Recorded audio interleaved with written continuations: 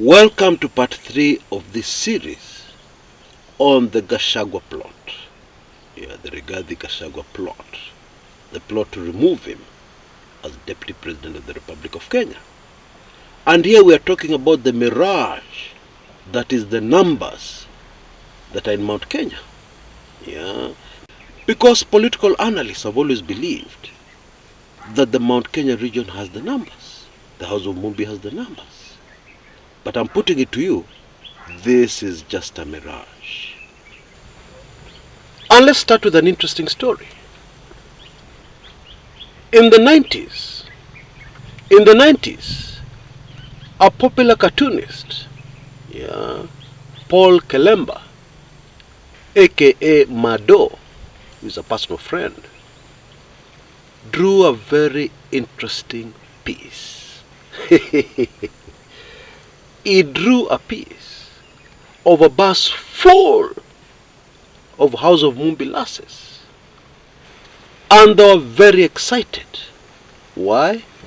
Because they were heading towards Western Kenya. What was their mission? Now I have to be careful, this is a family channel. Yani wanaume Mount Kenya wameshindwa na kazi yao ya kitanda. And therefore these lasses were headed to the strong, able, capable of reproducing men of the Mulembe nation. The Mwanamberi generation. Mwanamberi bayaye, Mwanamberi. Oh yes. And it was very funny because he drew the Mount Kenya lasses very well. You know those hockey stick legs? Yes. I'm sorry if I'm offending anybody, but I'm just talking about this cartoon by Mado in the 90s. Now the very sad thing here, after you finish laughing, is that there's a problem in central Kenya. A problem that was introduced deliberately to cut down on the population growth in the Mount Kenya region. And sadly, very sadly, some Kenyans still think this is a conspiracy theory. Some Kenyans still think that there's nothing like this. But it is the reality. Just take a tour to central Kenya if you don't believe. Ask around. And walk around also into a few drinking dens. And then you'll be able to see this very sad reality. Because for starters, everybody knows that what was central, there is a very serious drinking problem. Now, you know, there's a kanywaji. There is an alcoholic drink that strangely enough is found only in central Kenya. It is very addictive. And I'm sure you've heard many horror stories. Lazima mtu afungwe mguu akikunywa hii kinywaji. Because wakikunywa, they'll do everything right there. You know, in Kenya, we call it short call. You know, when you visit the WC, shortly. And then there's the other one, which my daughter calls number 1. So when you take this drink, number 1 you'll do right there. Yuck. Oh yes. That's what this drink does. And the effect this drink has had on men in the Mount Kenya region is nothing short of devastating. Men have lost complete interest in their responsibilities, especially their responsibilities kwa kitanda. And therefore, the reproduction rate in the Mount Kenya region has nosedived very dramatically over the last few years. Now, people say that this drink, this alcoholic beverage, which was introduced only in central Kenya, was introduced during the Moi days. Because you see, the Moi administration saw the huge population growth of the Mount Kenya region and the huge population as a political threat. Yeah, because Moi did not hail from this community. Moi hailed from the Kalenjin nation. And therefore it was decided to handle this population growth problem. And therefore this drink was deliberately introduced. Na ilifanya kazi. Oh yes. And that is why it was necessary during the Kibaki administration and during the Uhuru Kenyatta administration to inflate the numbers of the House of Mumbi and make it look like this is still the community in Kenya with the highest number of people, the highest number of voters. Actually, that is not the reality. The reality is the Mulembe nation are the most populous in the country called Kenya. They're the majority. Wako wengi, tuko wengi, because my mother hails from this community. But the Kikuyu, the House of Mumbi population, has been going down and down and down.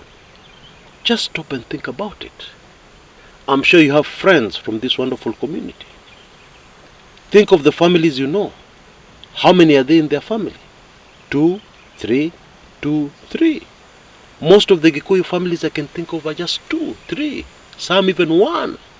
Yeah. And then there are other factors that come into play. You see, this is the most industrious community we have in Kenya.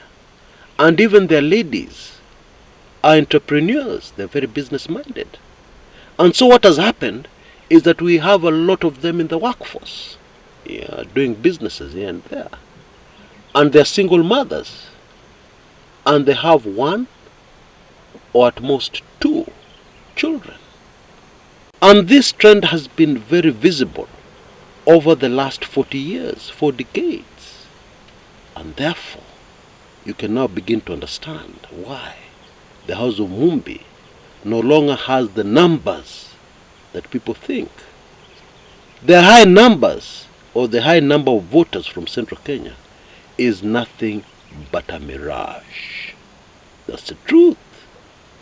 And this is the information that the William Samoei Ruto government has. And that is why it is no big deal to deal with Rigathi Gachagua and to remove him from being deputy president. The political fallout, yeah, will be minimal. Because first of all, the numbers are not there. In reality, they are not. That's the truth. Now, you'll remember during the Uhuru Kenyatta presidency, President Uhuru made a very big effort to deal with illicit brew in the Mount Kenya region. Yeah. Chiefs were given instructions. If you want to keep your job, let us not find any illegal brew in your area. Otherwise, unaenda nyumbani. There were those threats. And the government was very serious about it. Now, what many people did not realize is that President Uhuru Kenyatta was trying very hard to undo the damage that Moi handlers visited upon the community with this illicit brew that is all over the Mount Kenya region, that is harmful, that is affecting the men, making them incapable of reproducing, yeah, and keeping the community healthy and growing in numbers. Most people just hated Uhuru Kenyatta, and they said this man wants to take away our fun, what we enjoy. He wants to take away our valuable drink, which we love. Yeah, and of course, which is also damaging the community. Many people didn't see the real noble reason behind the fight against illicit brew in the Mount Kenya region. But at least now you know, now you see. And I dare add, it will be very interesting for all of us to see how vigorous, how serious the William Samoei Ruto government will be in ridding the Central Kenya region of this damaging, unhealthy alcohol, yeah, which is messing up people. messing up an entire community, messing up Kenyans, who would greatly contribute to the well-being of the nation, to our economy, now and in future. Now I can hear somebody asking, isn't it very easy just to ban this drink, to remove it from the market? It's not that simple. Because you see, the clandestine nature in which this thing was introduced in central Kenya makes it very difficult to eradicate. Because already people are addicted. Millions of people in the Mount Kenya are addicted to it. How do you just remove it? How do you just put out of business the hundreds, maybe thousands of people who are selling this illicit brew? It's not easy. In any case, it is not something that can be done with just one directive or by an operation in the region. No. It is something that will take time and consistent effort to get rid of. It is a massive operation, a massive exercise. If we're to rid this very evil, very damaging brew from central Kenya. And very fascinating, this drink cannot be found anywhere else in Kenya. Only in the Mount Kenya region. Isn't that already a red flag? Very clear for anybody to see hapa iko kitu. Now I can understand you very well. If you're wealthy, or if you're in the middle class, somewhere in the Mount Kenya region, you will dismiss me and say, what is Kumekucha talking about? Rubbish. Hakuna kitu kama hiyo. But you really need to go down to the ground, mashinani, to the ordinary people, for you to realize the very devastating effect this illicit brew has had on the people in this region. And to realize that it was introduced deliberately with very clear political objectives by the Moi administration. Now don't get me wrong. The House of Mumbi will always remain a major political force in Kenya. It will always be very influential in our politics. Because for starters, those in the community are very alert. They're very aware politically. They know what is happening. You can never wish away the Kikuyu politically. Never ever. Doesn't matter who you are or how powerful you think you are. This community will always remain very influential. Mpende msipende in our politics. And that is why any president has to handle the community delicately and with a lot of care. And that is why any president would feel very threatened by this community, especially if the alleged votes they got from the community are a mirage. Haziko, they're not there. It was an issue of pop, duly elected. That's really what it was. And the evidence can be found very clearly in the fact that very many popular politicians from the House of Mumbi did not get elected, did not make it, which is strange. How is it that they were popular, but they never got elected? Does that make sense to you? I'm sure you know what I'm talking about. President Ruto needed people he could trust. President Ruto needed people who could support him in the region. But of course now, kimeumana. Because the community politicians are rallying together. They're in unity to defend the community. They can be on different sides of the political divide.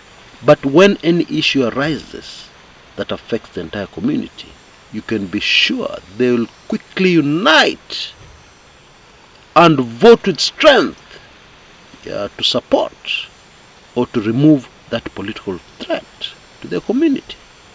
When you understand these very complex political dynamics within the House of Mumbi in Kenyan politics, then and only then will you understand the Rigathi Gachagua plot, or the plot against Rigathi Gachagua to remove him as deputy president. And so it will be very interesting to observe what unfolds next in our politics, especially over the next few days and weeks. Yeah, it will be super fascinating. And of course, I'll always bring you up to speed. I'll always update you on what is happening. Until next time, this is Chris Kumekucha.